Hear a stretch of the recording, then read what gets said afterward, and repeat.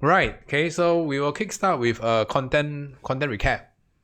So last week was a lecture test. The week before was a guided practice. So what was the latest content piece we have went through? What was the last topic that we went through? You still remember? There is not writing related. Wait, was it? Ah, yes, price control. Yeah, price control.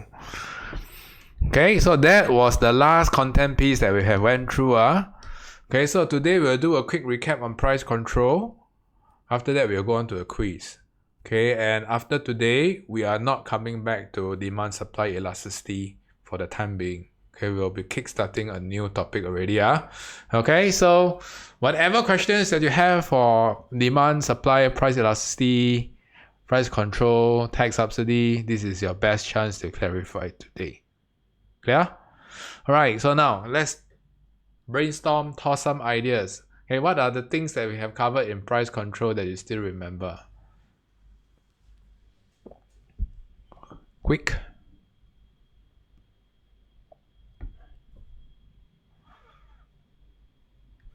Okay, we have a max price and minimum price. Try not to look at your school notes.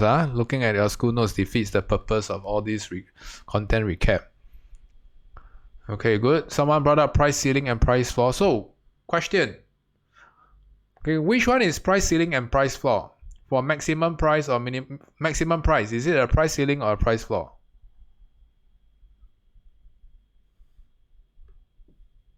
This one. It's also known as price ceiling. Okay, minimum price is known as a price floor.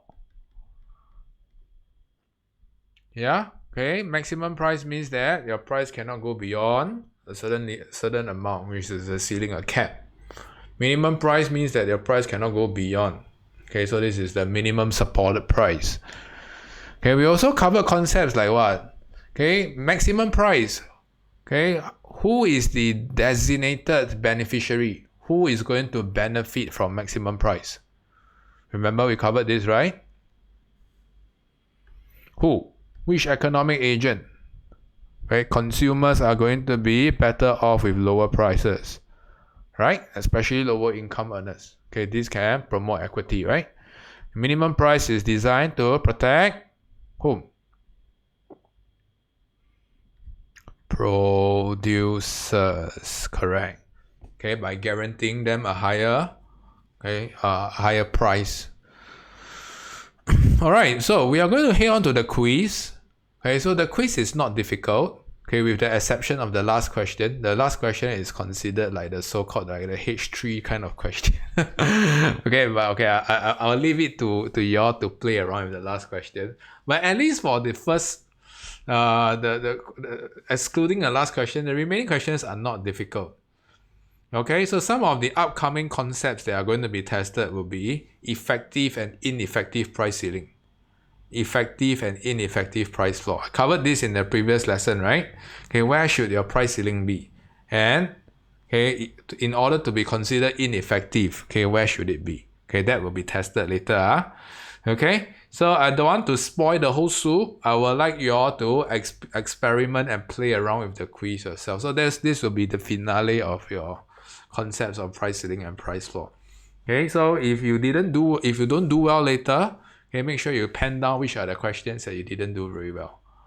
Alright, okay, for the viewers out there, if you're watching this, okay, I would highly recommend you to catch up with the earlier concept of price control first, okay, before you review today's clip. Yeah, okay, so with that, okay, I'm going to pull the quiz over here. Right, and I'm going to paste the link in the chat.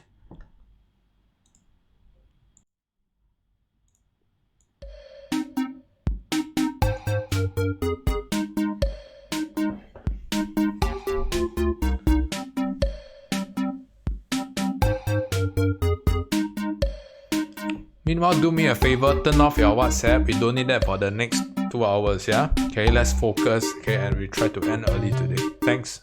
Off mine as well.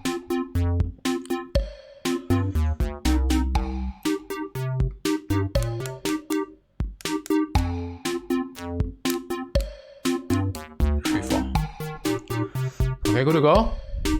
Okay, so focus, okay, on the first few questions that they're not difficult. Okay, so with that, go.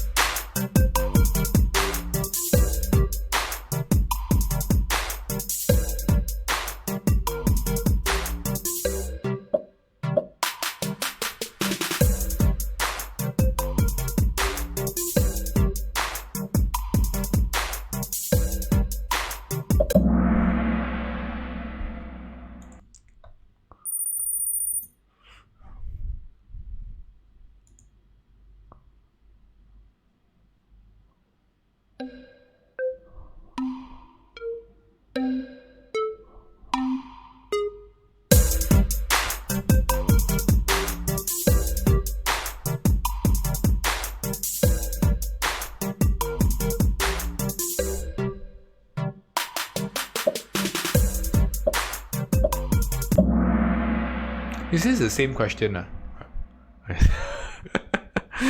Okay, so sorry. I was thinking, how come got 11 questions? No wonder there's a duplicated question. Okay, I'll delete that later. Yeah. You have my assurance there won't be any duplication. Okay, so read carefully. Yeah, it's a bit small, but I gave you all more than enough time to compensate for the small font.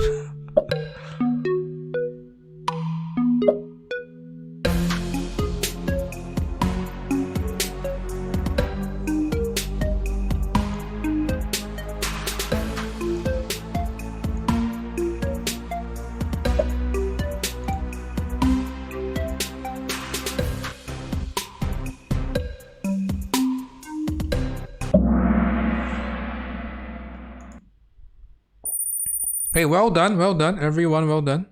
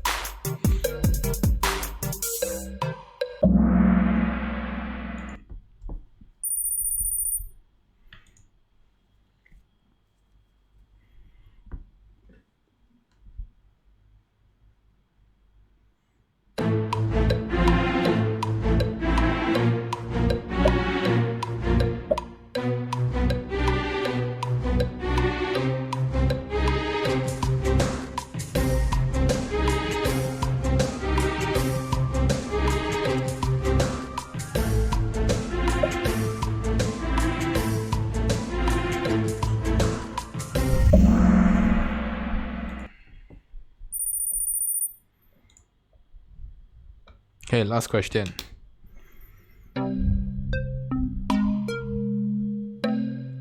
This is hard.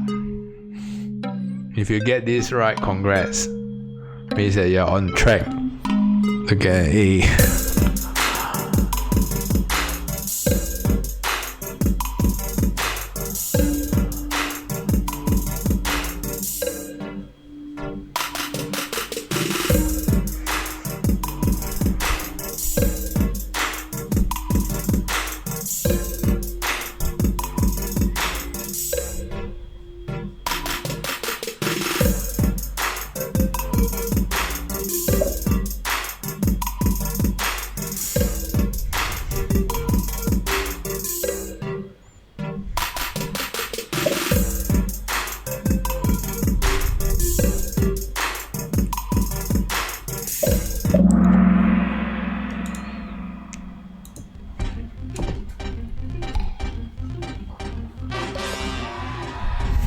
Well done, Gerard. Congrats, Yuki.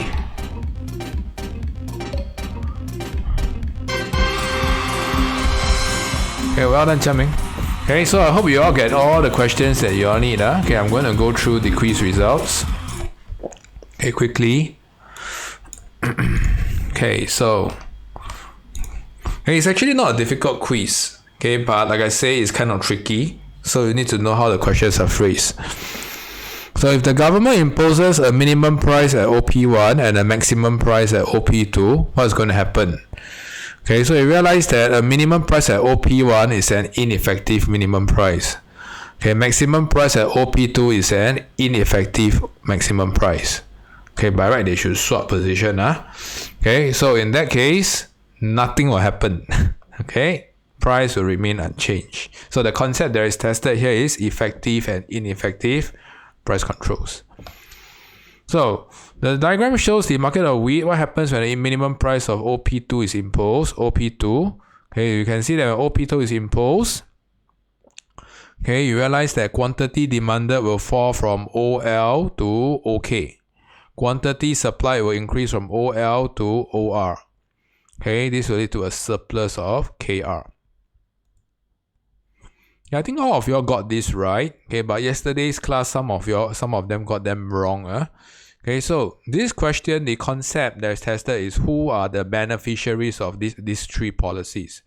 Minimum price is to protect producer. Maximum price is to protect consumer. Okay, and chewing gum, you see that there's a tax. Okay, who collects tax? Government, right? So tax revenue is to protect government. Okay, so D is the correct answer, yeah? What happens if you fix a maximum price at OP1? Okay, maximum price should be below the equilibrium price. Put it on top, no use. Yeah? Okay, it should be below OP. If it is higher than OP, then there is no use. Okay, so the concept that is tested here is ineffective price ceiling. Okay, if there are any questions that you don't understand what I'm saying, okay, there is a serious need to raise a doubt, can type it out. Yeah, I can pick it up from the chat. Anytime that you're not sure during the break, can stay back and ask me, can? Remember, your job is to clarify. Okay, so the government fixes a maximum price of wheat flour below the market equilibrium price, which is incorrect. Okay, the producer revenue is going to fall. Okay, I'm going to show you how is it going to fall. Okay, so if you have your book, okay, you can refer to page 23. Everyone, are you at page 23? Okay, so how do we actually see that producer revenue falls? Okay, remember the initial revenue will be O. Okay, I'm going to label this. Okay, this is price ceiling or maximum price. So the initial revenue will be origin, P0, E0, Q0. Okay, so this is very straightforward. So with an imposition of a price ceiling, okay, or maximum price, you realize that producers can charge a higher or lower price. Higher or lower? When there's a maximum price imposed. Producers can charge a higher or lower price. Quickly type it out. Okay, producers will charge a lower price at PC, right? Okay, are they able to sell more or sell less when there's a price ceiling?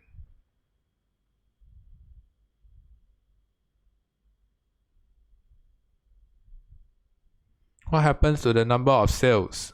You realize that when there's a price ceiling, producers are less incentivized to sell, right? Quantity supplied will fall from OQ0 to OQS. You see that? Okay, so the remaining sales revenue, okay, will be OPC, okay, times OQS. Okay, so producer revenue must go down, okay, not increase. Okay, where's my quiz slide? Okay, which words complete the gap? Okay, this is a simple definition question. Okay, so a maximum price that is set below the market equilibrium will cause a shortage, and the minimum price set above the equilibrium will cause a surplus. Okay, so whoever gets this wrong, probably you all didn't read carefully. This is a very simple definition question. Okay, which statement about maximum and minimum price is correct? Okay, you can see that with an effective maximum price that is set below. Okay, let me erase this again. Okay, this will necessitate a shortage. Okay, so the rest of the option doesn't fit the bill. Okay, only the first one. Okay, what might explain a simultaneous increase in both price and quantity traded for a normal good? Okay, so by removing a maximum price, so you can see here. Okay, by removing a maximum price, we realize that when there's a maximum price imposed, this is the maximum price that is sold. Okay, this is the quantity that is sold in the market. Okay, nothing is sold beyond QS. So if you remove this, okay, we are able to let the market to clear at P0 and Q0. Okay, so the question is actually asking you what happens when you remove a price ceiling, or the reverse effect of a price ceiling. Okay, is everyone clear about the concept? Okay, so removal of price ceiling. Alright, so this is a minimum wage. A minimum wage works like a minimum price. It has to be above the equilibrium price level, equilibrium wage rate. Okay, so the equilibrium wage is B. Okay, so the only wage that you have to set is higher than the equilibrium wage, which is A. Okay, the rest don't make sense. Alright, okay, the last question, okay, all of you actually impressed me, okay, by getting it right. In fact, most. Okay, so well done for those who got this right. For those who didn't get this right, okay, listen carefully. So, the government has imposed a maximum price or a price ceiling. So which combination must aggravate the shortage, or which combination will result in the shortage to increase? Okay, so look out for the first one. Okay, there are a few options available: raising and falling of maximum price and price elasticity of your supply. Okay, let's identify one by one each. Okay, so all things remaining the same, let's ignore the PES first. In order to create a bigger shortage, okay, the first condition that must be met is you lower the price ceiling. Okay, when you lower the price ceiling, okay, this will lead to a greater quantity demanded and a lesser quantity supplied. Okay, so the shortage will be widened. Okay, so look out for answers that result in a fall in maximum price. Next, okay, the next concept that is tested is price elasticity. Okay, so all things remaining the same. Okay, I'm going to draw another set of supply curve. Do you see this here? So we can see that the blue supply curve is going to be relatively more price elastic than the black supply curve. So if your blue supply curve is relatively more elastic, okay, we can see that this will result in a greater shortage as before.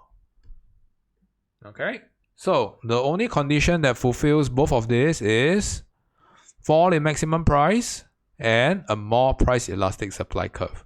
Okay, this will result in a wider shortage. Alright, so if you have any questions for me, okay, likewise you can type it out. Okay, if not, I will take it privately during the break time if I'm too fast. Clear? I'm going to move on to today's objective. So I probably don't need this for today. I might just leave it here. Alright, so I'm just going to have a quick show of hands. Who have learned market failure in school? All learning, right? All learning. Okay. So from now on, our emphasis will be on market failure. And I'm going to make this really clear. Whether you promote, or you stay back, depends on how well you can manage this topic. Clear? So demand and supply and market failure will be coming out in your block test after June holidays. That's for sure.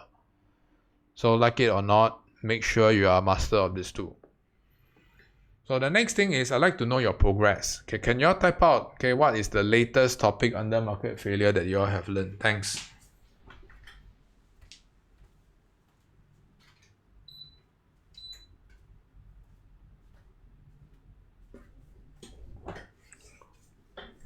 What was the latest topic that you all have learned under market failure?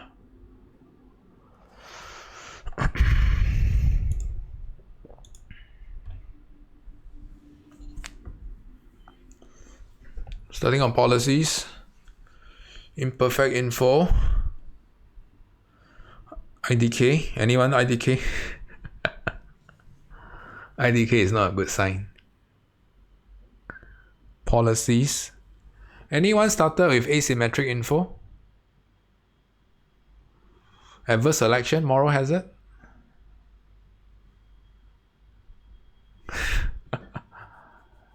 Okay. Good. Some of y'all have learned that. Some of y'all have not. So I gave the school quite a bit of head start already. So from now on, for the next few lessons, we will be focusing on market failure and policies to correct the respective causes of market failure. So by the end of today, you will be learning an exceptionally powerful framework to address externality based questions. You will also learn to identify what are the different question profiles that suggest that externalities are present. So this will be a two-part series. Next lesson we'll be learning the rest. Let me go through the lesson objective first. So I'll be going through the definitions that you need. I'll start to introduce you the concept of marginal benefit and marginal cost. So this is exceptionally crucial from the perspective of a rational decision-making framework. You will probably hear this. It's not the first time you'll be hearing this. But you will definitely encounter this more often. So when the question is testing your rational decision-making framework, make sure MB and MC comes into the picture. I will show you what are the perspectives to take in a short while. I will also illustrate the importance of private and socially optimal level. From the private consumer or private producer perspective, and from the society perspective, and how market failure arises when these two are not the same. And after that, from point 5 to point 9, I will start to introduce a series of externalities to all of you. So all of you are pretty new to externalities or probably haven't encountered how externalities are going to be tested. So externalities will be tested, and a very popular way is it will be combined with policies. So whatever that you have learned in demand supply, price elasticity, tax and subsidy is the past. We will no longer be using that framework. If you realize that you are using DDSS to answer your questions on market failure, you're probably on the wrong track. So make sure you know what you're answering. I'll guide you on what are the things to look out for. To identify which ones are DDSS and which one are referring to externalities approach. Item 10. I'll be going through an exceptionally powerful framework called the externality framework. I do expect this to come out for future upcoming externality based questions. And this is also equally important. You can use this for info failure questions. Okay, imperfect info. Okay, so framework is exceptionally important. You don't memorize answers, you memorize framework. Okay, and you apply framework to answers. Clear? And lastly, okay, I'll go through how exam questions are going to be tested. Today, our practice question is relatively easy. Okay, but I'll be testing you on the 6-step framework, so try to adopt that. Okay, so with that, okay, I'm going to move on to our objectives today. Can you all refer to page 44? Okay, there are some key terms that I will start to introduce. Alright, page 44. Okay, so we will be learning about market failure today. Okay, specifically externalities. In the presence of externalities, this will result in a free market to fail to allocate scarce resources. So key terms to look out for, okay, for market failure is efficient allocation of resource. EAR. Whenever you see this pairing or combinations of questions, okay, make sure you're able to relate or somehow deduce that market failure is present. Okay? Another key terms that you want to be looking out for is social welfare. Okay, when are they maximized? You often see this, okay, social welfare is maximized where MSB equals to MSC. Okay, later on I'll explain what is the concept of this. And my Hwa Chong friends, okay, are y'all using MSB and MSC, or y'all use SMB and SMC? Which one? Okay, y'all finally flip that around, okay? So in the past, your school used what, SMB and SMC. Yeah, but now finally flip that around. Good, okay? Stick to that. Okay, so there are a lot more concepts that I will start to introduce in a short while. What is marginal private cost, marginal private benefit, and deadweight loss? Okay, all these I will start to introduce. Okay, but first off, okay, let's know market failure first. And another popular way that they can test, okay, is, remember in one of our earlier demand supply questions, we have learned about the price adjustment process. Okay, how your price mechanism is able to allocate scarce resources, right? Signaling, incentivizing, rationing. Okay, so another popular way and cancerous way to test is they'll start off with part A, okay, the functions of price. Part B, they will test you on causes of market failure and what causes the price mechanism to break down. Okay, essentially they are testing your causes of market failure. Okay, externality, public good, info failure, all these will actually cause your price mechanism to stop reflecting the true value of the good. Okay, so I'll touch about that, okay, as time goes by. Okay, one step at a time. Alright, okay, so I'm going to start to derive MB and MC. Okay, so please join me in drawing these two, okay, important.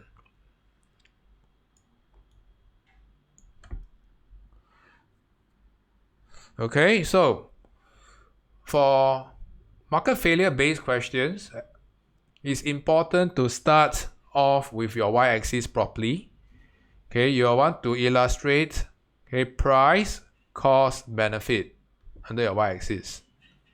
X-axis is quantity. Okay, so remember, it is okay that even if you omitted the price, I think it is fine. Okay, but cost and benefit are exceptionally crucial, okay, for externality based question or info failure based question. Is that clear? Now I'm going to start to derive, okay, the marginal benefit curve. Okay, I will start off with something that we probably know better, known as demand curve. Give me a second. Okay, give me a second.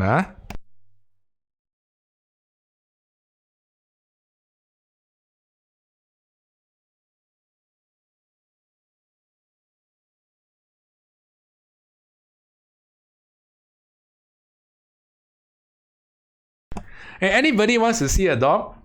Wants to see a hyperactive dog? Anyone? If you like to wave to me, and then I will show you a hyperactive dog. Anyone? Nobody wants to see a hyperactive dog. Someone like okay, good. Okay, you know why? Because the hyperactive dog is giving me so much problem now. Come here. Come.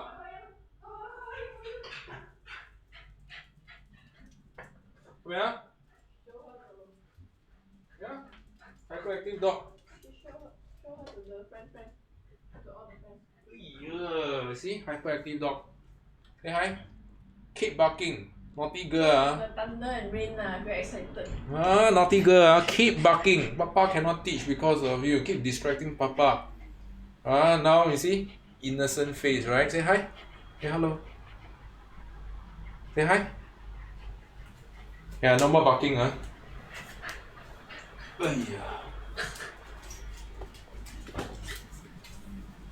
So sorry. I was figuring out, how to drain her energy. And now it's raining very heavily. Is it raining over the outside? Very heavy, right? I believe that's the cause of why she's so edgy, but anyway, yeah. Okay, so I hope I won't be distracted anytime soon. Now we know this as a demand curve. Okay, but we are going to switch from demand to the concept of marginal benefit. Alright? So important things to take note. Okay, when we use marginal benefit and marginal cost, okay, we have to pay attention to the perspective that we are taking. Okay, whether is it a consumer perspective or a producer perspective. Okay, so later on, okay, you will see the complete picture. In a standard demand and supply, the demand curve represents household. The supply curve represents producers, right? Okay, but when we use MPB and MPC or MB and MC, okay, the rules are changed. MB and MC can both reflect the household perspective, and it can also simultaneously reflect the producer perspective. Okay, I'll start off with the easier one. Okay, household. Okay, this one is quite straightforward. Okay, we can see that your demand curve and your marginal benefit curve are used interchangeably. Okay, so how can we make sense of this? Okay, so let's start off here. Okay, we can see that. Okay, all this represents the price that we are willing to pay at every given quantity level, right? Okay, so this is fairly straightforward. So now I want you all to change your way of thinking. Okay, we know that instead of price, okay, we know that when we are looking at marginal benefit are important. Okay, we are looking at the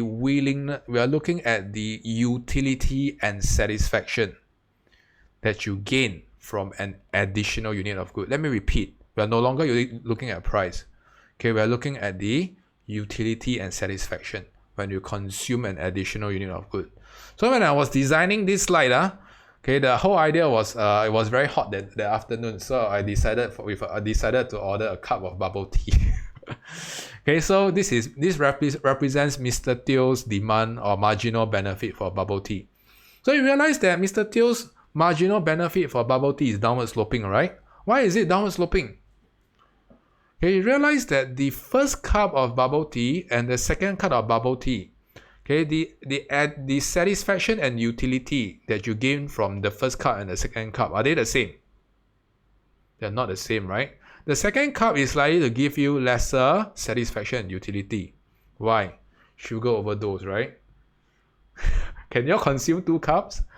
Probably can, yeah, but the third cup onwards, then you have a problem, cannot finish, okay, too sweet.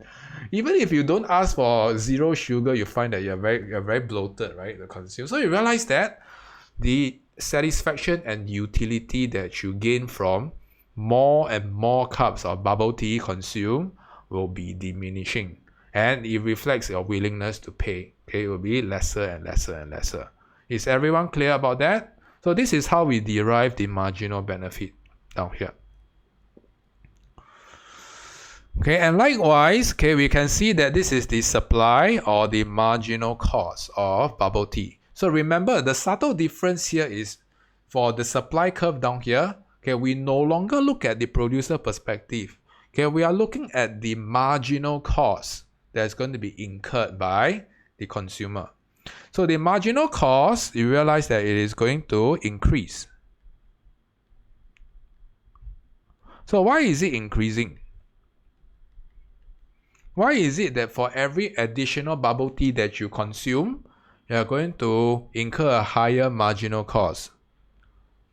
Okay, so the reason lies here.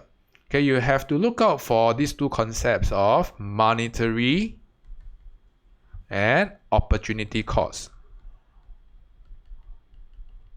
So we agree that monetary cost is likely to, okay, each cup of bubble tea is likely to cost the same. Okay, so your marginal cost, okay, is likely to be, okay, constant. Okay, but the thing is opportunity cost comes into the picture. Okay, what is the opportunity cost of consuming bubble tea? Now type it out. What do you think is the opportunity cost of Mr. Teo consuming bubble tea? You have to think through, right? Okay, what is another good, okay, that Mr. Teo can consume instead of bubble tea? Which is what? You all see Mr. Teo drinking from a straw quite often, right? Yeah, coffee? Yes? Okay, so the opportunity cost of consuming bubble tea will be coffee. Right? So Mr. Teo will have to give up more and more coffee. So you realize that there is increasing opportunity cost incurred. Okay, so the marginal cost, okay, consists of both monetary and opportunity cost. Okay, and it's going to be outward sloping. Okay, so this is from the consumer perspective. Can this work for producer? It can work for producer. Okay, so for producer, it is slightly trickier. Okay, so I would like you all to accept, okay, the demand curve as downward sloping for producer. Okay, when you produce steel, for instance. Okay, and somewhere in term 3, I will explain why is your demand curve downward sloping, or why is your marginal benefit curve downward sloping. All of you all are going to proceed to firms and decision in term 3, right? With the exception of Raphael, I think. Okay, so when I cover firms and decision, I will explain to you why your marginal benefit, okay, for a firm is downward sloping. Okay, the long story short is your marginal benefit or your marginal revenue is downward sloping. Okay, it's because when firms want to sell more goods, they have to lower price. And when they lower price, they have to lower price for all the goods that they are selling. Okay, and therefore the incremental revenue for the next unit of good that they are selling is going to be lesser and lesser and lesser. Okay, that's a long story short. Okay, I don't have chance to expand that in depth, okay, for today, but it's a story for another day. Okay, so I will address this under firms and decision, okay, in depth. Okay, but for firms, okay, when they produce steel, for instance, okay, the marginal cost, okay, is going to be outward sloping. It's the same. They are going to incur, okay, monetary cost in producing steel. Okay, you need to pay wages or your price of your factor inputs and opportunity cost, right? When they produce steel, it simply deprives them from producing other goods, like what, aluminium, okay, like copper. Okay, so remember, no matter is it producer or consumer, they follow the same rule. MB downward sloping, MC upward sloping. Is everyone following me? Okay, cannot get these mixed up, So you have to know whether is it a producer or consumer. So the catch for externalities is to look out from the perspective of economic agent. Who is affected? Okay, later on I'll exemplify that. So, okay, there's one important assumption here, and then I'll address that later.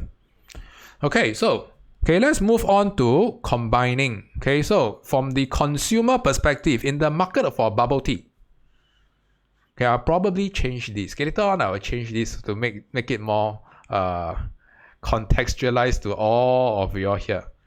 Okay, remember, economics, they are all about intersection. Whenever you are drawing one-sided diagrams, you have to have a very good reason why you are drawing one-sided diagrams. Some of you down here, okay, are fans of one-sided diagram. You know who you are. Okay, so if you're not drawing at any intersections, you got to ask yourself why. So we have your marginal benefit and your marginal cost, right? So I'm going to start to introduce you concepts such as QP. Okay, QP denotes what? Okay, it denotes the private consumption level, okay, of the consumer that maximizes his individual welfare.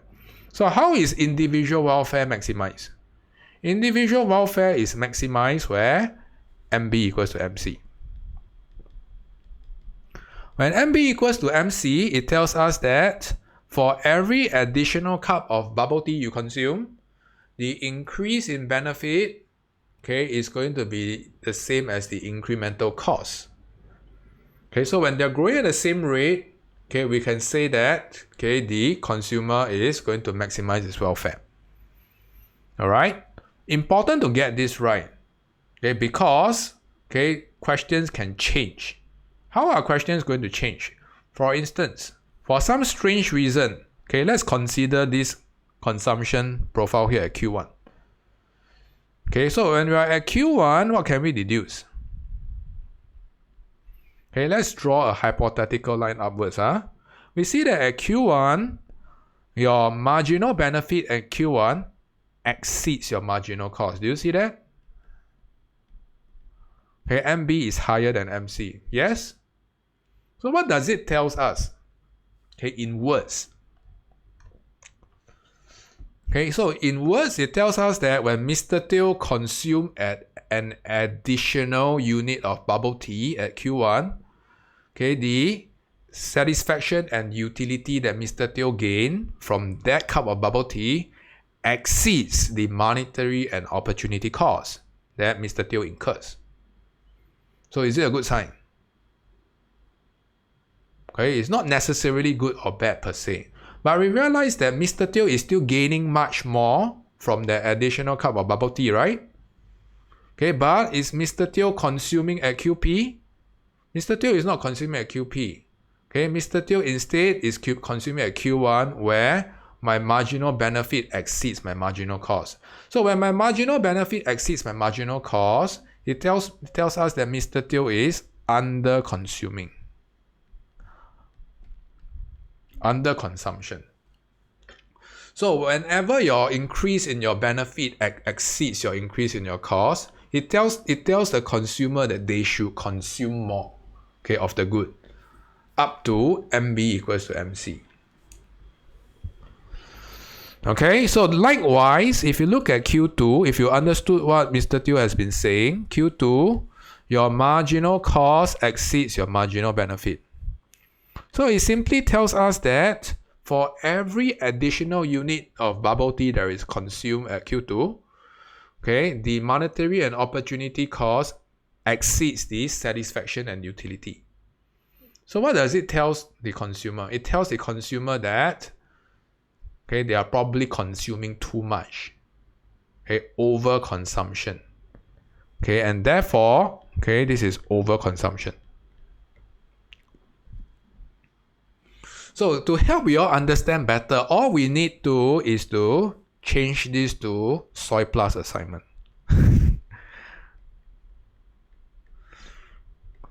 Okay, so you all are rational decision making, all of you are rational deciders, right? Okay, so you all will decide up to which is the optimal level of soy plus that you want to do your homework. Okay, so if you are gaining more knowledge as compared to the time that you are investing in, then in that case, you should do more soy plus. But if you realize that you already know a lot of things, okay, the amount of knowledge, okay, the amount of learning that you get for the extra practice is lesser than the time that you invest, then it's a waste of time, right? Then you should scale back on your soy plus. Make sense?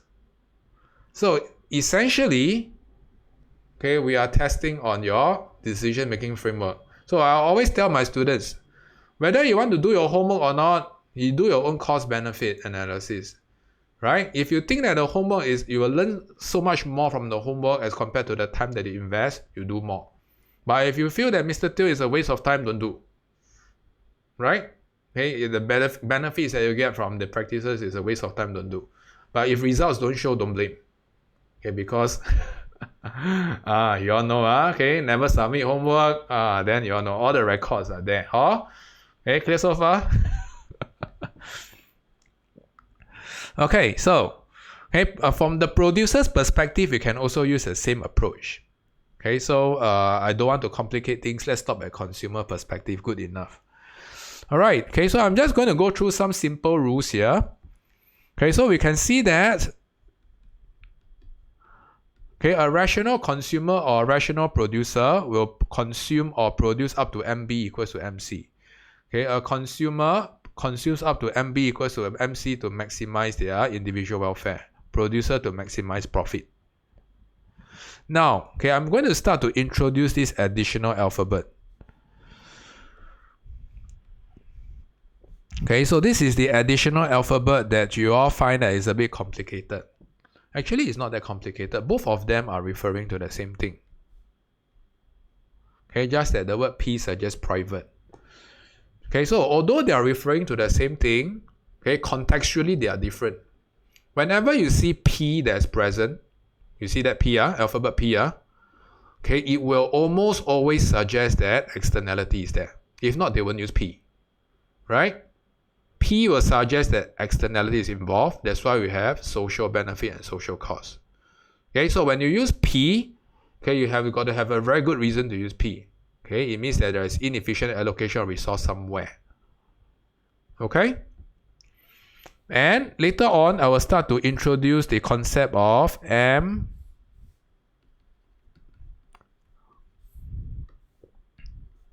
MSB equals to MSC. Right?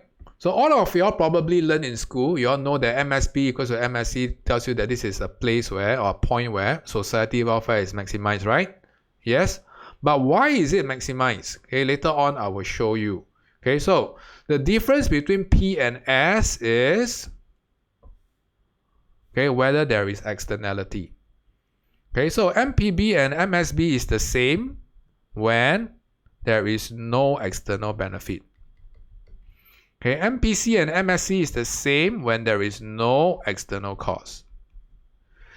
Okay, so ideally, okay, when both of them are absent, okay, then society welfare is maximized. And okay, even for the individual consumption of a good, okay, when there is no external benefit or external cost, okay, your price mechanism will work well in resource distribution. It's only that when there are specific particular goods that are involved in production or consumption, okay, that will result in market failure. Okay, so later on I will start to introduce you to some concepts of which are the goods that are going to result in desirable or undesirable effects, spillover effects to be more specific, and we will see how the presence of external benefit or external cost will cause your private and social benefit to diverge, or your private and social cost to diverge, and how this leads to an inefficient allocation of resource. Okay, so for now, okay, all I need you is to know that how are we going to stitch up all these terms interchangeably. Okay, so the presence of P tells us that there is likely to be externality. Okay, and your MPB and your MSB is the same when there is no external benefit. MPC and MSC is the same when there is no external cost. Okay, is everyone clear about that? Okay, so later on I will start to use framework and examples to showcase all this. So make sure you are familiar with this. So I'm going to start to introduce the concept of externalities. Okay, so before I start, I would like you all to type out, okay, what is one concern or one challenge that you get when you study externalities? Okay, I know my Hwa Chong students are self-studying, right? As per what I have covered with the gentlemen here. Okay, externality, you all self-study, right? Kind of. Teacher did not cover. What about the rest?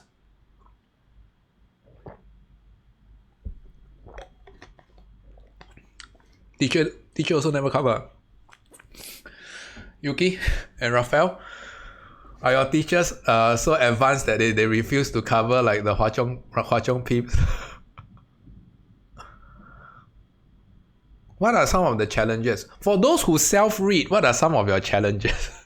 And for those who have somehow teachers have covered, what are some of the challenges? I'd like to hear from all of you so that I can better help to customize the remaining session. If you are unable to verbalize your challenge, then you don't know what you don't know lah. Then you probably will suffer even more.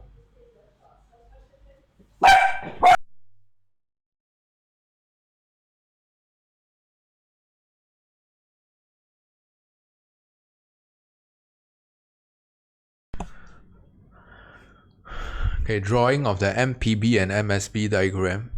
Okay, Gerard? Because this was a particular concern that was raised by your parents, self-schooling, right? So better key in some challenges so that I can address that. Yuki and Raphael?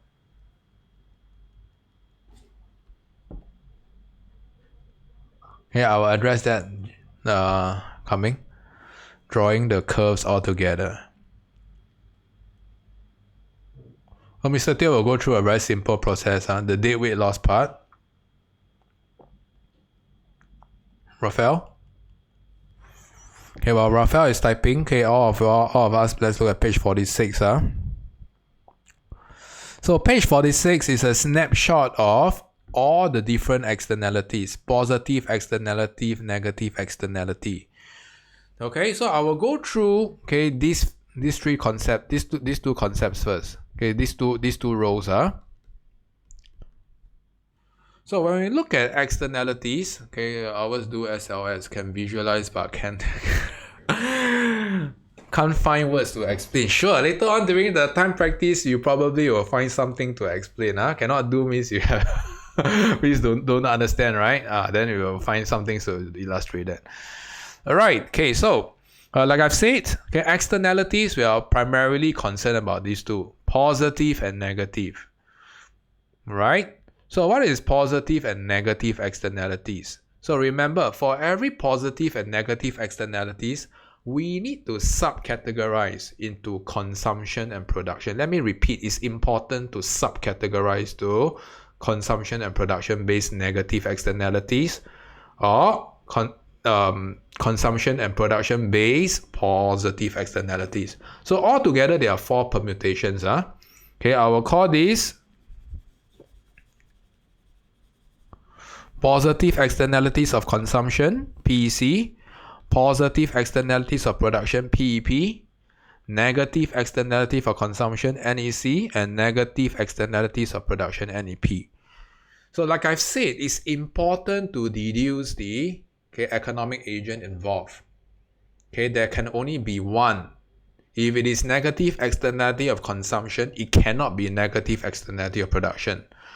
So rule number 1, when you look out for your school definition, they often tell you, okay, negative externality refers to the third-party cost, spillover cost to third parties, to those who are not involved in the consumption/production of a good. Do you see that? If you see the word slash, you have to decide which one. You cannot copy wholesale the definition, especially in case study, right? Okay, they will tell you a particular good, and you decide whether is it consumption or production. It cannot be both. Okay, later on we will exemplify that. Okay, likewise for positive externality, the same. Okay, third-party benefits, spillover and benefits that are enjoyed by others who are not involved in the consumption or production of a good. Same. Okay, we cannot have both together. You have to slash one of them out. Okay, so from a probability perspective, okay, I'm going to tell you which one is going to be most likely to be tested. Okay, so don't get me wrong. Okay, so 33% each.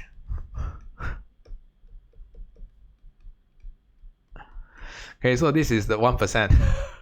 So you'll be asking me, why Mr. Teo? There are 4 possible outcomes, but why are the odds skewed like that? Okay, so positive externalities of production are the least likely to be tested. Okay, so if I am an examiner for first year students, I will not test that on PEP. Okay, I will test the remaining 3. Okay, so later on I'll emphasize on the remaining 3. Okay, I'll tell you all why the remaining 3 are more important than the PEP. Okay, so having said that, okay, the next thing is to be sensitive to examples. So some of the examples that I've used are here. Okay, but I will continue to add on to the examples list. Okay, so first of all, okay, let's kickstart with the easiest. Negative externalities of consumption. So first of all, let's get a definition right. Negative externalities of consumption, if you read the school notes, it simply tells us when we consume a particular good, okay, it is going to cause spillover effect, spillover cost to third party who are not involved in the consumption of the good. Not production, consumption of the good. right? What are some of the examples that you can recall from your school notes, okay, that exhibit a third-party cost, okay, or a negative impact on others? What are some of the examples that you recall that is widely used? Okay, smoking, alcohol, cigarettes, right? Smoking is a verb. Okay, you have to identify the noun. Some of the schools are grammar Nazis. Okay, they really mark down on verbs. Okay, cigarettes, alcohol consumption. What else? So we are starting to build the list so that the next time when you look out, you see case studies. Oh, this is a kind of negative externalities, right? Drugs. Okay, car usage. Okay, traffic congestion. Okay, and let Mr. Teo give you some latest insights. Okay, whenever you encounter sugar beverage drinks, okay, or SSB, I can't recall what is that. Sugar drinks are very important. They like to test sugar drinks. Obesity. Okay, all these are pointing out that there is negative externalities. Okay, so especially sugar drinks is not easy to connect the dots. Okay, so sugar drinks are normally related to obesity, right? Okay, and what are the third-party cause of obesity to others? Then you need to link the difference. Okay, so they realize that when people are obese, it lead to health complication and absenteeism, right? Absenteeism is going to lower the productivity of the workforce. Or okay, when you are morbidly obese, you take up a hospital bed, okay, and okay, taxpayers are going to pay for hospital bills. Taxpayers. So another common mistake, okay, for students when they illustrate negative externalities is they always get confused with info failure. Especially when you have learned this too, it's very easy to get confused. Please pen this down. Okay, in order to differentiate the two, we are looking at spillover cost or third-party cost to others. When we are looking at info failure or imperfect information, we are looking at unawareness or unknown cost to yourself. First-party cost is a first-party cost. I will address that next week. So this is the key differentiation. By the time I'm saying this, I do know that a lot of students will still kalang kabut, will still do the same thing, will still erroneously link externality to info failure. Okay, so this is the main distinguishing point. Third-party cost versus unknown first-party cost. Is everyone clear? Alright, so now let's look at alcohol. Okay, I'm going to take time to develop, okay, but you realize that as I go through all these four, it will get easier and easier and easier, so long as you know what you're drawing. Okay, and diagram always helps. Okay, someone brought up, okay, difficulties drawing the curves, right? The catch is don't memorize. Okay, always derive step by step. So the first thing that we want to look out for is for the alcohol consumer. Okay, the alcohol consumer will consume up to MPB equals to MPC, QP. So far so good, straightforward, right? So what is the MPB to the alcohol consumer? Okay, the satisfaction and utility for consuming an additional bottle of alcohol. What is the MPC to the alcohol consumer? Okay, the monetary and opportunity cost for every additional unit of alcohol consumption. So earlier on, we learned that when MPB equals to MPC or MB equals to MC, this will maximize consumer satisfaction, right? Consumer welfare. Okay, and we'll identify QP, okay, as the private consumption level. Is everyone following me? Always start off by drawing this first. Next, issues with drawing diagram, right? So once you are done with the private decision making level, let's move on. We know that there are going to be spillover effect or external costs. So what is the external cost to others when people consume alcohol? Remember, I want to see third-party costs.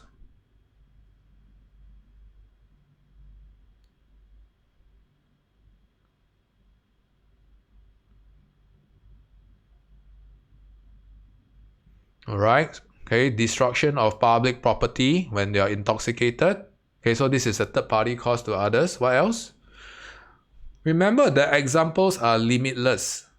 Okay, reckless driving. Okay, DUIs. Okay, DUIs means driving under influence, right? Okay, government needs to spend on medical fees for alcohol poisoning. Okay, so taxpayers are the third-party costs. They are going to bear the third-party costs. There are a lot more. Okay, but you should avoid listing the perceived cost and the perceived lower cost of consuming alcohol, and the actual cost of health complication. That is unawareness. That is info failure. That's a first party cost that you should avoid illustrating here. Okay, so this is how you distinguish. When you look at third party costs, you always look out for how others are going to be affected by the alcohol consumer. So we can see that in the presence of the external costs, okay, MEC will be greater than 0, right? So we know that, okay, when MEC is a positive value, your MSC will be higher.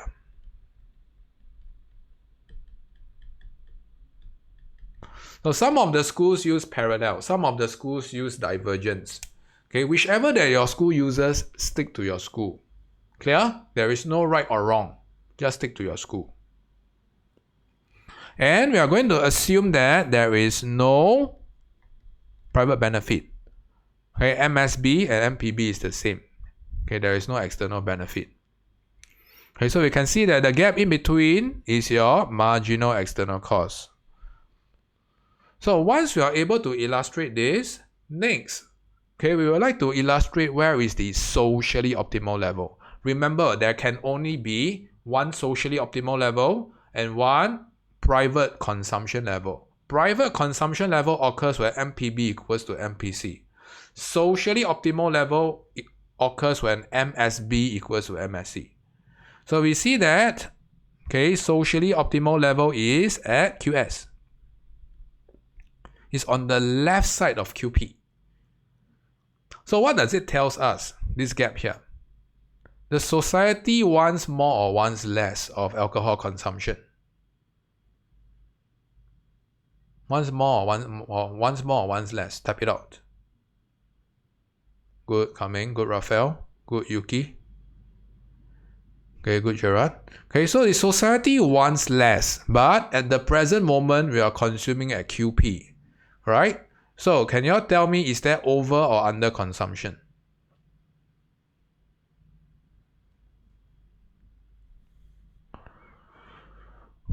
Over consumption, right? Simple enough. So going through step by step, always identify the private decision level first. After that, deducing whether there is external benefit or external cost. Then we can deduce where's a socially optimal level. Then we can find the level of under or over consumption or production. Okay, the last part is the deadweight loss. Okay, deadweight loss is a little bit tricky. Okay, so I need your fullest attention here. Please don't blink. Okay, I'm going to show this only once. Okay, so please follow me carefully. There are two ways to illustrate deadweight loss. I'll leave it to you how you want to show that.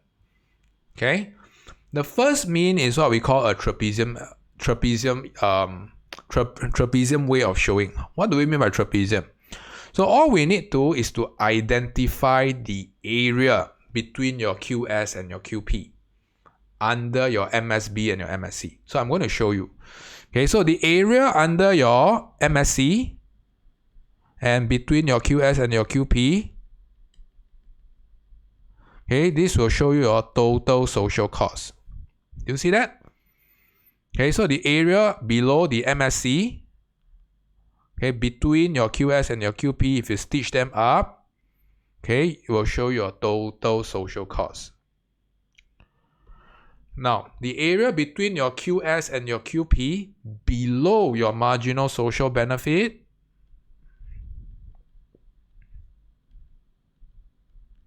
will be your total social benefit. So now, what can we comment about the size? Are they the same? Greater than or smaller than?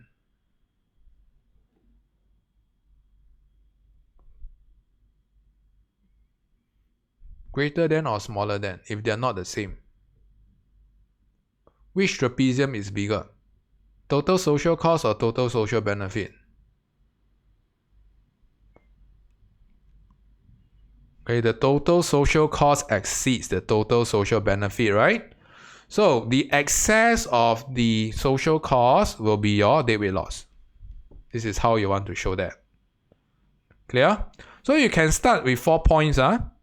You can use A, B, C. So your total social cost will be QS, A, B, QP. Total social benefit will be QS, A, C, QP. So the excess, when we measure them, will be the deadweight loss of A, B, C. Is everyone clear? So this is simple subtraction. I hope I have addressed how to show deadweight loss. Clear? Another easier way out that you often see in our answer key is just to look out for the private consumption level. At the private consumption level QP, you realize that I'm running out of colors. I need you all to follow me. I'm going to draw 2 axes. Your marginal benefit, your marginal social cost exceeds your marginal social benefit. You can use the marginalist principle to illustrate this as well. So at the private consumption level, when MSC exceeds MSB, it simply means that when you consume an additional unit of alcohol, this is going to exert a higher society cost as compared to society benefit gain. And therefore there is deadweight loss. You can use the marginalist principle, the additional unit approach. If not, you can stick to the 4 points approach. The trapezium approach down here. Is everyone clear? So later on I want to see this. You use either of this. Alright, so learning this is exceptionally important because our starting point will always be the same. No matter is it production, consumption, positive, negative, externality, we'll always start with MPC, MPB, and QP. Simple enough? So now, this is negative externalities of production. So what are some of the examples that are related to production down here? Or what are some of the spillover costs to others that are often related to production of a particular good? What was mentioned in school?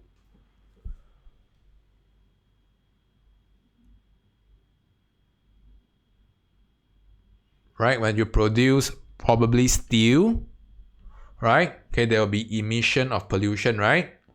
Or there will be wastewater discharge. I don't know whether steel is still a relevant example. Anyone haven't heard of the steel story? Right? If not, you can also look out for keywords such as carbon emission. Carbon emission is often related to overproduction. Right? When you produce steel, you emit a lot of carbon dioxide. Steel is often a guilty party, but there are a lot of things that can relate to carbon emission. So I want you all to be exceptionally sensitive about carbon. Whenever carbon is tested, it cannot be a consumption-based negative externality. It has to be a producer-based externality, negative externality. Wastewater discharge. So I will simplify and I will use the steel production as an example here. So we see that a rational producer will produce up to MPB equals to MPC, right? To maximize profit. MPB is the revenue that they gain for every additional steel that they sell. MPC is the monetary and opportunity cost, that they gain that they incur when they sell an additional unit of steel. So far so good. Okay, so a private producer will produce up to MPB equals to MPC. So the same process goes like this. Okay, we realize that when there is production of steel, there is what? Wastewater discharge. And how does it harm others? People who reside around the steel factory are going to experience, okay, a worsening of health quality when they consume the water, right? Okay, if they breathe in the air, then they have respiratory issues, right? Okay, as a result of steel production. So in this case, okay, the external cost is likely to be positive. Okay, and therefore, we can see that it's going to be the same.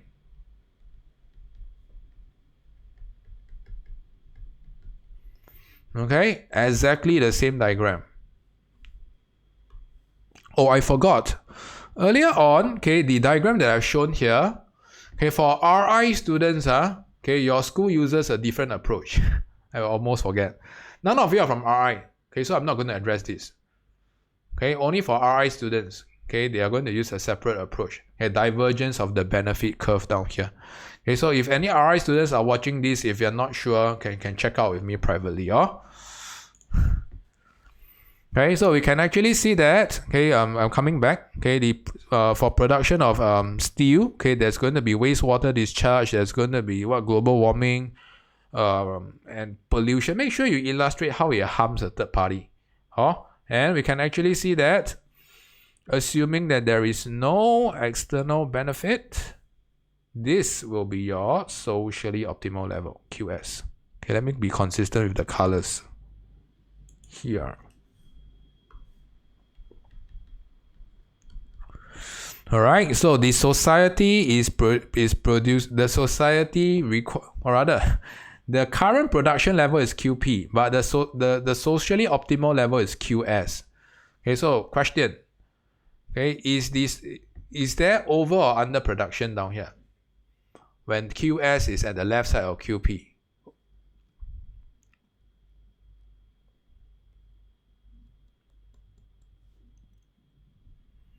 Okay, there is going to be overproduction, right?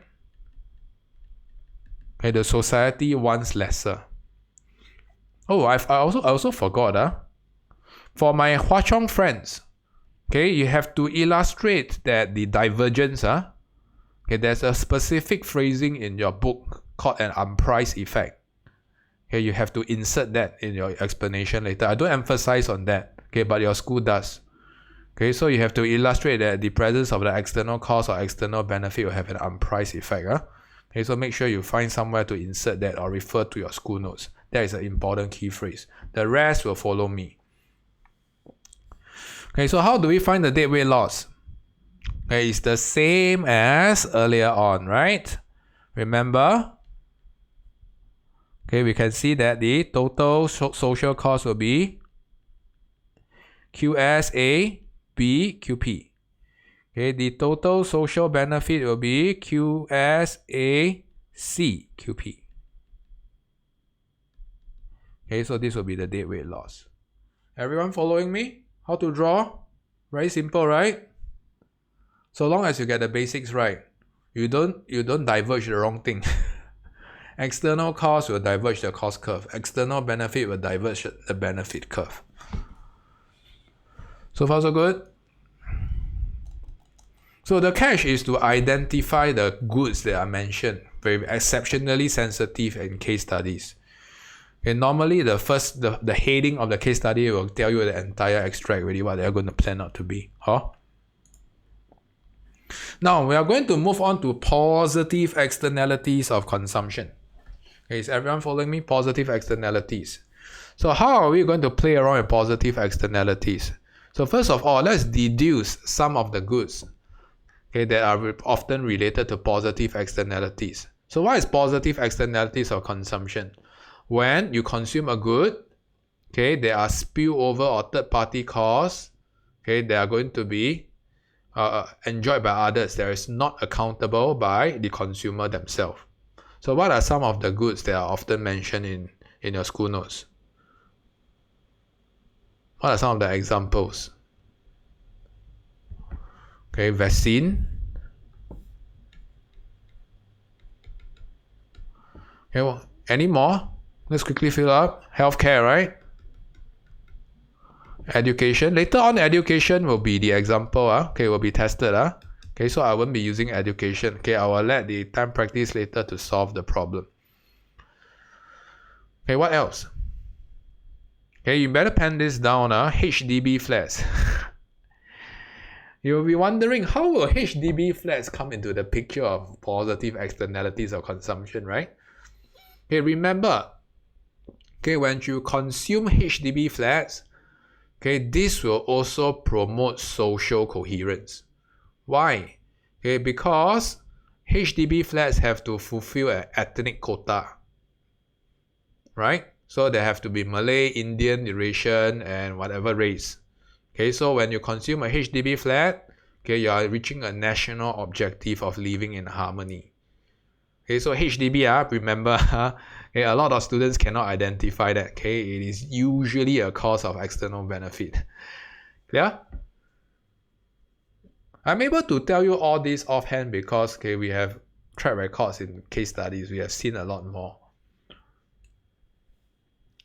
Alright, so now let's play around with vaccines. All of you are not new to vaccines, right? Okay, so a private individual will consume up to MPB equals to MPC. Okay, what is the MPB of vaccine consumption? Okay, the protection, the individual protection, okay, the satisfaction, utility that you get for every additional vaccine that you consume. Right? Okay, I don't want to trash talk, okay, but you know, I got my third jab. But right after I got my third jab, I got COVID. Yeah, so it speaks a lot about the vaccination process, the vaccination policy. I don't know whether have y'all had your third jab already? Have y'all got COVID, like Mr. Teo? Yeah, so yes, right after I get my third jab, I get COVID.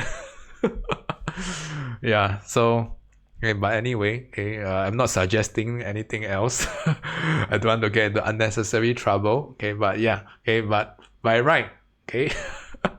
Yeah, vaccination. Okay, these are the private benefits that we will get. What are the private costs, okay, of vaccination? Okay, it's a monetary cost. In fact, this is free, right? Okay, but the opportunity cost are what? Okay, for instance, you fall sick. In the event that you fall sick, right? Some of you, when you get jabbed, you fall sick, right? Okay, so whichever it is, okay, let's quickly hop into, okay, the concept of external benefit. So the whole idea is to illustrate how will others benefit from your decision to get vaccinated. Can you type it out?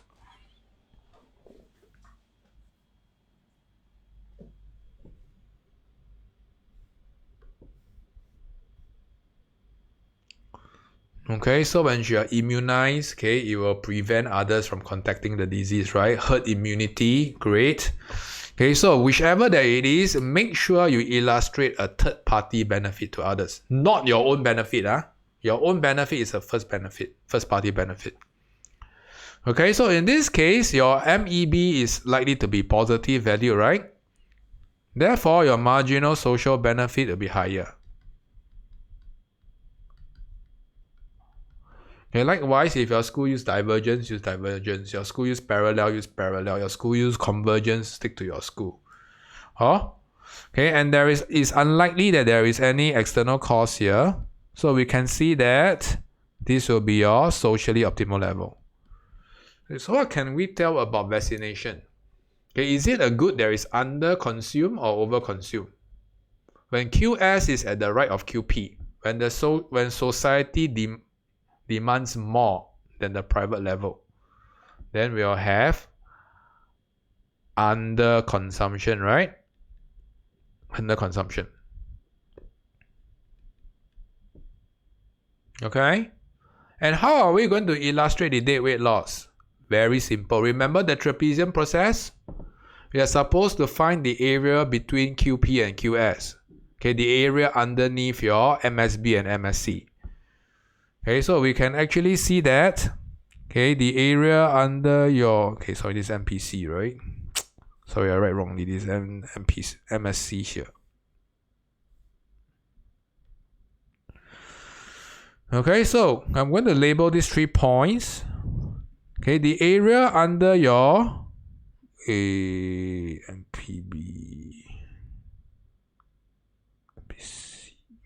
Second. Wait.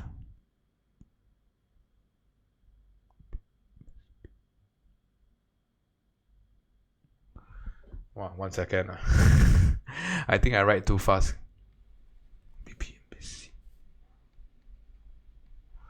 Let's see. Let's revert back to the book. Give me a second.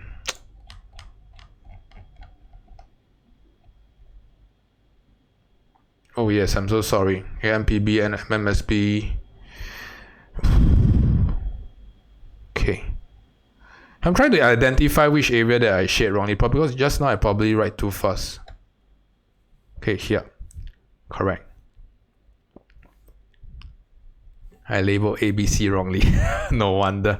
Alright, so you can actually see that your MSB, okay, is the area below your MSB is the orange trapezium area. Do you see that? QPCBQS. Your total social benefit. QPCBQS. Okay, these are the 4 points. Your total social cost is the area under your MSC. Do you see that? The green trapezium that I'm going to illustrate here. Okay, will be QPABQS. So which one is bigger? TSB or TSC? Total social benefit or total social cost is bigger? Which one? Okay, total social benefit is bigger, right? Okay, so the excess would be ABC. Okay, so this will be your deadweight loss. Well, alternatively, okay, you can look out for the gap. Okay, at the private consumption level, you realize that the marginal social benefit exceeds your marginal social cost. So you can also illustrate from the marginalist principle perspective that for every additional vaccine that you consume, okay, the society is going to enjoy more as compared to the cost it incurs. Okay, and therefore, okay, ABC will be the deadweight loss. Clear? Okay, I'm going to go through the least probable effect. Okay, then I'm going to go through the framework. Okay, so you may want, I'm running a bit short in time, so I'll probably speed this up.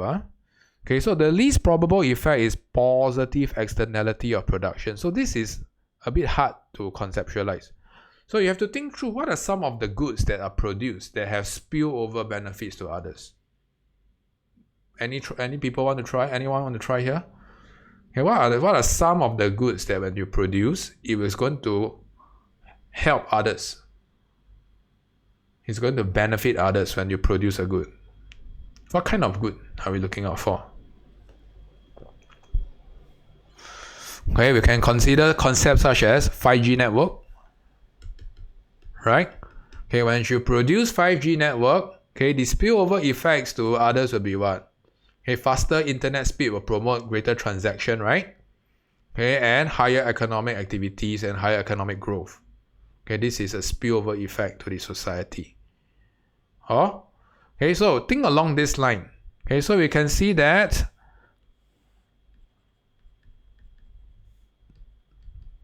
okay, a rational producer will produce 5G network up to QP. Okay, but in the event of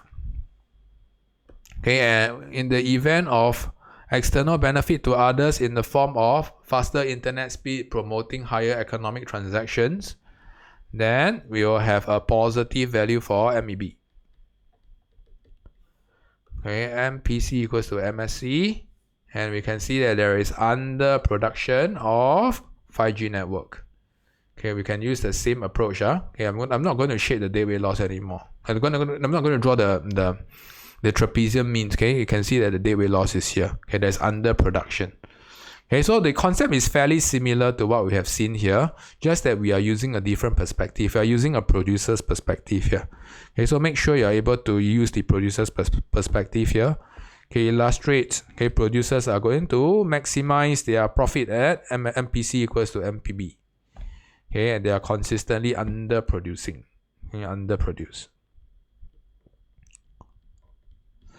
Okay, likewise for my RI friends, listen up. For any RI students that are watching this, your school doesn't use this approach. Okay, your school uses a divergence or cost curve. Okay, if you're not sure, please speak to me directly. Okay, so I'm done with all the major externalities approach. Okay, I'm going to go through this. This is the most important part. Please copy this down, okay, in your book. Okay, the last few pages. Okay, you should see blank pages right at the end. Okay, please take down notes. It's not in the book. I would expect you to use this framework later. So when the question is asking you about externality, the 6 steps that you're supposed to illustrate will be: number 1, identify and define. Okay, what is the form of externality being tested? Okay, so I've mentioned the 3 primary ways of being tested, right? Okay, which are the 3 primary ways?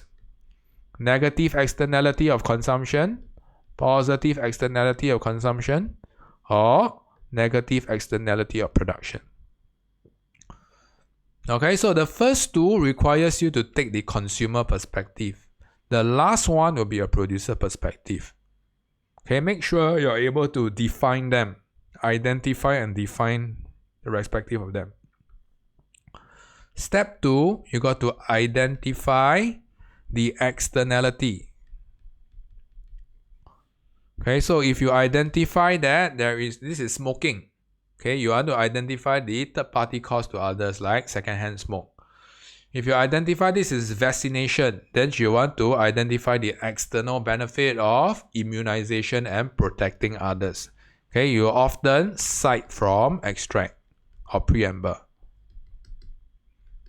It has to be a third party, key, third party. Cannot be first. Okay, so this is the part that students often get wrong. Please pen this down. You need to illustrate the significance of MPB equals to MPC. What is MPB and MPC? Okay, from a consumer perspective, we are looking at cigarettes. The MPB tells you the satisfaction and utility for every additional cigarettes consumed. The MPC will be monetary and opportunity cost incurred. You have to write this out in full. Okay, if it is a producer, we are looking at MPB, the revenue that you gain from selling an additional unit of whatever. MPC, the monetary and opportunity cost that you incur for selling an additional unit of whatever good. Okay, and most importantly, you have to state the rationale. Why is it important? For consumers, okay, is to maximize satisfaction and welfare. Producers, maximize profit.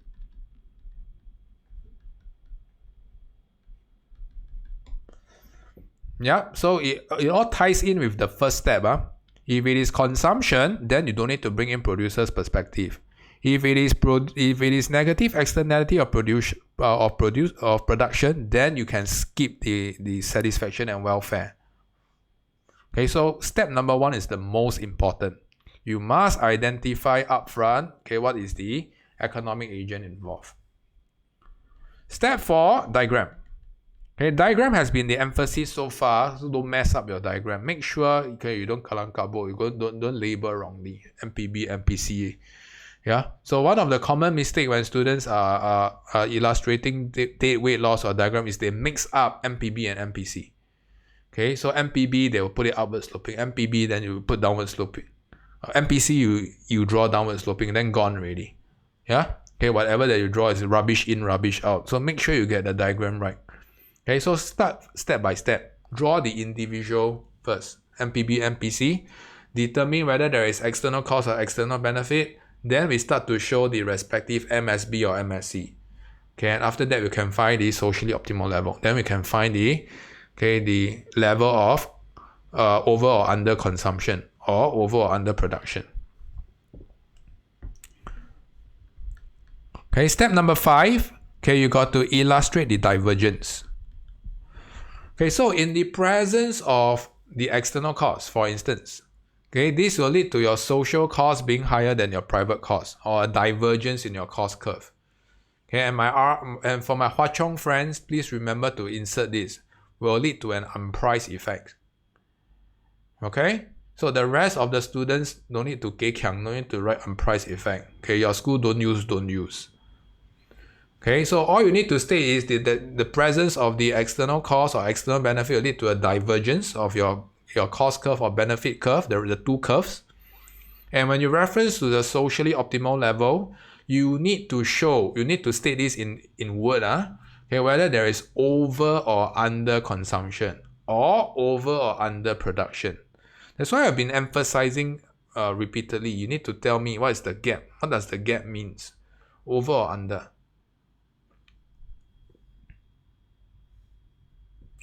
Alright, step number 6, most important part. Show the deadweight loss and how inefficient allocation of resources arise. I've shown you all earlier on, right? Okay, you can use the trapezium illustration, TSB, TSC, or you can use the marginalist approach on the private production or consumption level. Okay, what is the MSB and MSC? Okay, if MSB is higher than MSC, it tells you that for every additional unit of vaccines consumed, the society is going to gain more benefit as compared to the society cost incurred. And then you can show the deadweight loss. I'll leave it to you how you want to show the deadweight loss, because these are the two primary means to show how deadweight loss arise. Whichever you have to show, Clear? Alright, so I'm going to quickly wrap up the 6 steps. So make sure you have copied all this down. Especially the divergence part. I'm so sorry, I forgot to illustrate this. You got to show these two combination, or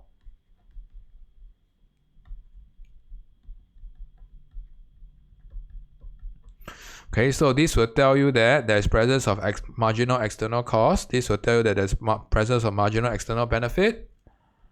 And this often tells you that there is over consumption or production. This usually tells us that there is under consumption.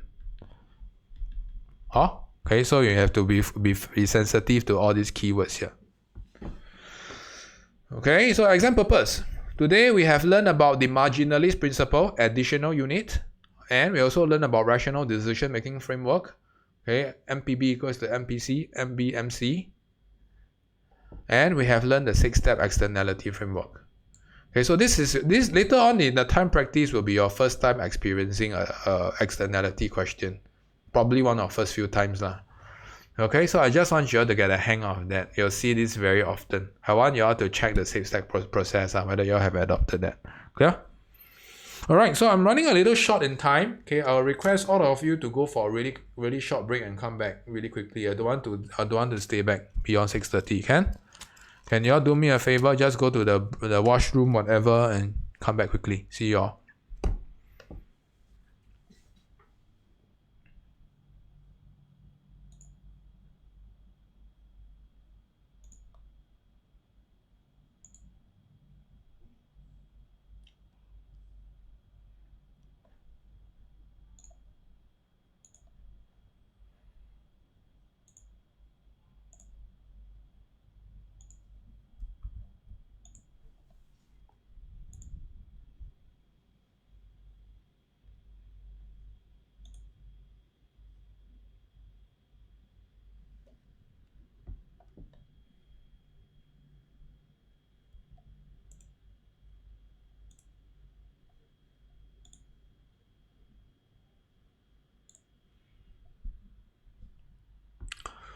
And when you're ready, please turn on your webcam.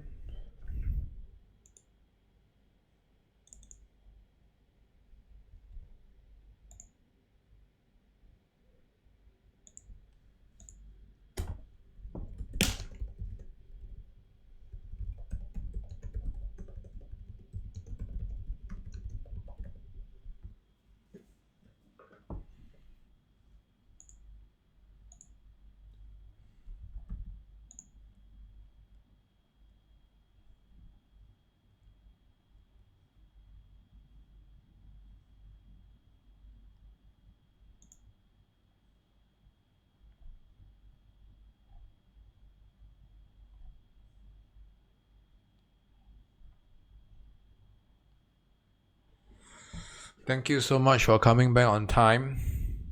Appreciate that a lot.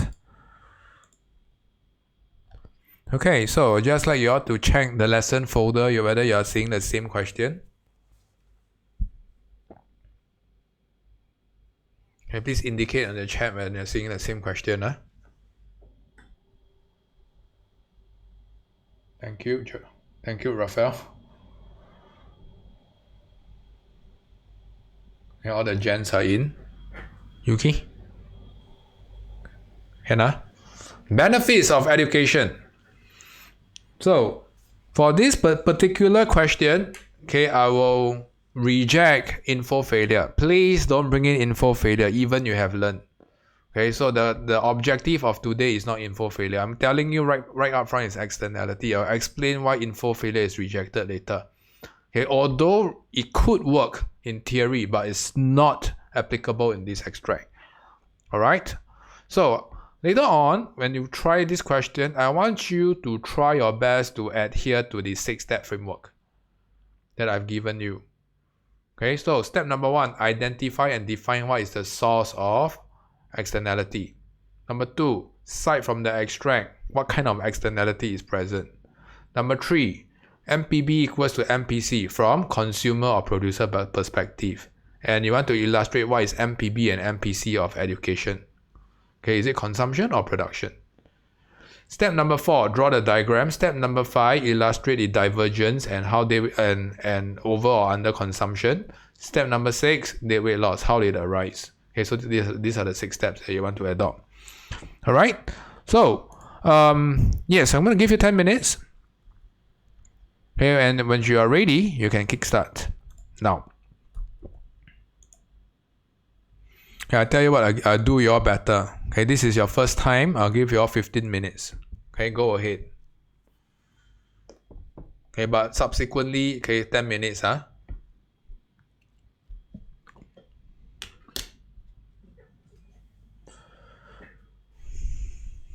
All the best.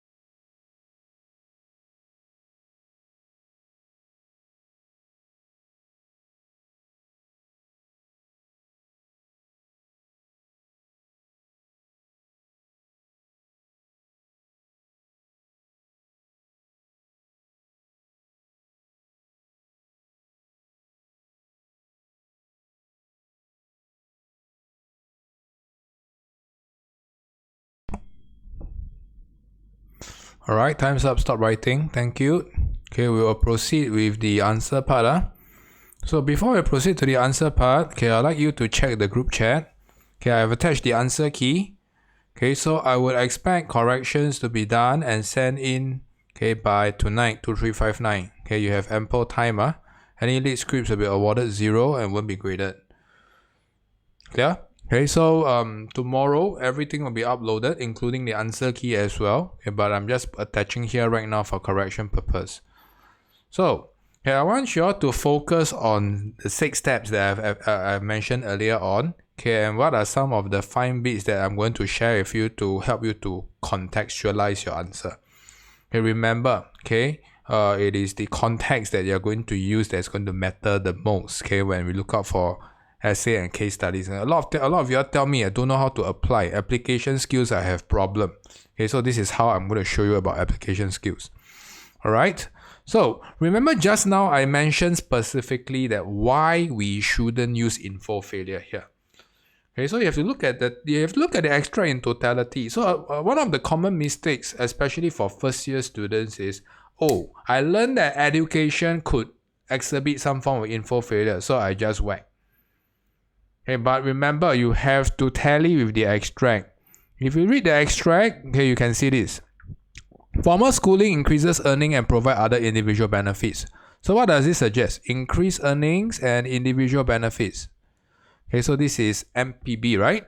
Okay, your private benefit, okay, for consuming formal schooling. So up to now, we still can't decide, or we still can't tell whether is it an externality or info failure. However, okay, this is the catch. There are societal benefits. Societal benefits simply tells us that, okay, likely to have external benefit. Why? Okay, you can see that higher average levels of education in an area are correlated with higher earnings. Even locals, residents with minimal education. So you can see here, okay, correlated with higher earning. So it simply says that, okay, when people are more or less educated in a specific area, it will bring up the average earnings of everyone. So there are spillover effect to others, even though they are minimally educated. So spillover effect is a external benefit. It's not an info failure. Likewise, you can also support this with this. Okay, when you pursue education in this area, STEM, science, technology, engineering, math, you can see that, okay, the spillover effect will be stimulating innovation. Okay, the society will be more innovative, and this will result in higher level of economic growth, okay, for the entire country. So this extract suggests that there are spillover benefits to others more than the unaware benefits that one person can uncover. Therefore, info failure can't be the source of market failure here.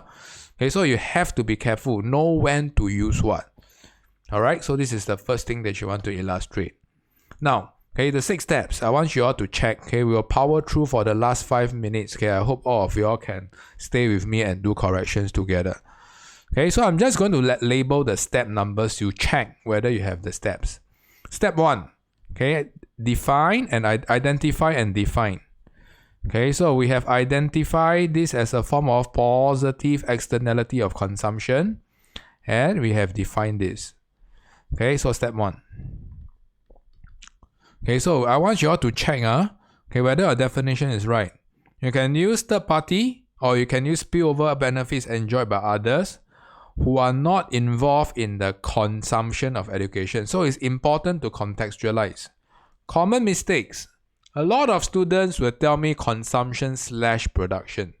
If you put /production, I will slash your marks. Okay, I don't want to see production here. It's a very clear-cut consumption-based externality. Next, okay, a lot of students tell me that this is consumption of a good. I will slash your marks. Because the extract already tell you education, why are you still being vague? Okay, get rid of being vague and get rid of the production here. Okay, go specific. Okay, specific is terrific, okay, for our explanations. Step 2. Okay, you want to identify, okay, what is the source of third-party benefit. So you can see that, It will result in innovation and economic growth enjoyed by the society. Or you can illustrate earlier on what I mentioned about, okay, the local residents, even with minimal education, their average income is going to go up. Okay, you want to state the spillover effects to others. Spillover benefits, to be more specific. Is everyone following me? Okay, it's all about step work. Step 1, step 2, step 3. Rational decision making framework. So this is the part that a lot of newbies or amateurs, or what I call students who are new to the externality framework, often mess up. I want you to emphasize on this particular phrase. Why is this important? Why would consumers consume up to MPB equals to MPC? Okay, because they want to maximize consumer welfare. And you have to go in to illustrate what is MPC of education. Okay, you can see that it is the monetary and opportunity cost for consuming an additional unit of education. No good, Okay, anytime you put good, okay, I will cross away your mark. MPB tells us what? Okay, you can see that the higher earnings, career progression. Okay, this is actually stated in the question itself. You see that? Okay, the private earnings that you will get as a result of formal schooling, okay, is going to go up. And you also individual benefits in the form of what? Okay, in the form of career prospect in the future. Okay, so you can see that these are the private benefits that you will gain for every additional unit of education consumed. So the key word here is also addition. Okay, because the word M suggests that it is the last unit of education consumed. So must use additional. If don't have additional, better add this in now. Okay. Step 3. Rational decision making framework, or MPB equals to MPC. Up to here, everyone good with me? So these are the specific terms that examiners are looking out for. Okay, no point memorizing answer because the answers will be different. Okay, but it is the context that you need to know and applying the framework. Okay, step 4 is the diagram. Okay, it is not too different from what we have illustrated earlier on. Okay, so I'm going to be brief with the diagram. Step 4. Okay, step 5 and step 6. Okay, I want you to see. Step 5. Okay, the presence of the external benefit will lead to a divergence between MSB and MPB, or you can state that MSB will be greater than MPB. And when you reference to the socially optimal level, there will be an underconsumption of QP and QS. So you need to tell me the magnitude of underconsumption, which is here. Okay, it will be better if you can state in the diagram. Underconsumption. Okay, so whatever that I have narrated in words earlier on, okay, these are the actual writings. And they are very powerful because you can use this in any form of externality question. Step 6 is how deadweight loss arise. So remember, you can either use the TSB, TSC approach, or you can use the marginalist approach here. Okay, so we can see that at the private consumption level at QP, the marginal social benefit exceeds your marginal social cost. So you need to explain in words. What does it mean? It tells us that right now, for every additional unit consumed at QP, the society is still enjoying higher benefits that's gained from education as compared to the society cost incurred. Okay, and therefore, okay, when there is, in this case, it's going to be underconsumption, and there will be a deadweight loss arise from here. Okay, so like I've said, I'm happy with either so long as you show me how the deadweight loss arise. It doesn't appear magically. You can use the marginalist approach or TSB, TSC approach. 4 points. Okay, the trapezium method. So am I clear so far? Which are the 6 steps to look out for? Alright, so okay, quick examiner comments. Most of the time, okay, education will also exhibit info failure. Okay, and in this case is a good example of merit good. However, this extract does not suggest info failure. Okay, so please don't use that. If not, okay, it's the surest way to self-destruct. Alright. So with this, okay, I will give thanks and I will call it a day. Remember to take your corrections, download the script, and submit by 2359. If you can submit immediately, good. Don't need to wait. Okay, if not, okay, tonight is the deadline. If you have questions for me, please stay back and ask me. Okay, I will take questions. Okay, if not, we'll exit the group in an orderly manner. Sorry that I overrun by 6 minutes. Okay, thank you and have a nice weekend. I'll see you next week. Bye.